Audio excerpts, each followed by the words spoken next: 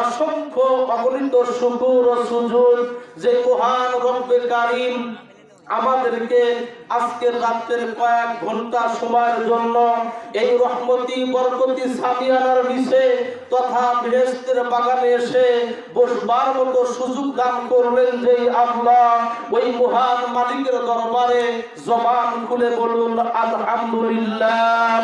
আর একটু করে বলুন আলহামদুলিল্লাহ।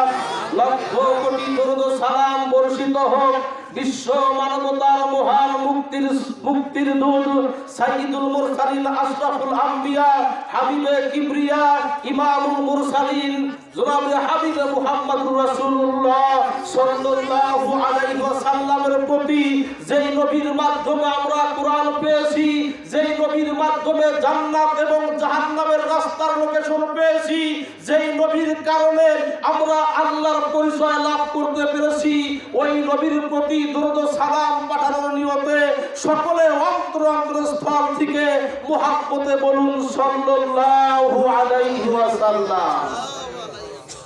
আপনারা কেমন আছেন? আলহামদুলিল্লাহ। আপনাদের দোয়া করতেন আল্লাহ সুস্থ রাখছেন।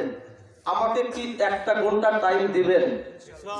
ইনশাআল্লাহ। যদি আমার মালিক আমাকে কথা বলার তৌফিক দান করেন, অল্প সময় কথা বলবো ইনশাআল্লাহ।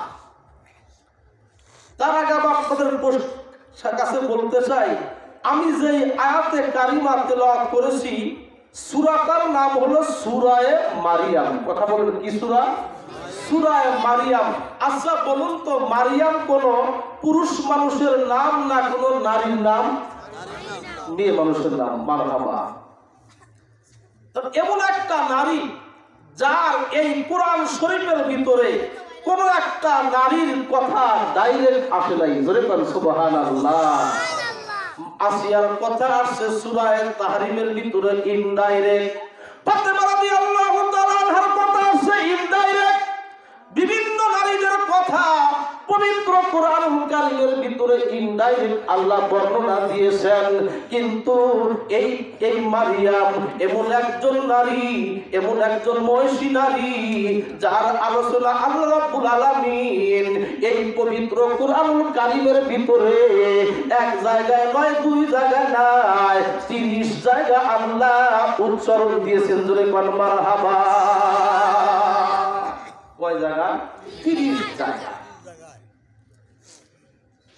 আমাকে আপনাকে এই আয়াতে আল্লাহ রাব্বুল আলামিন বলতেছেন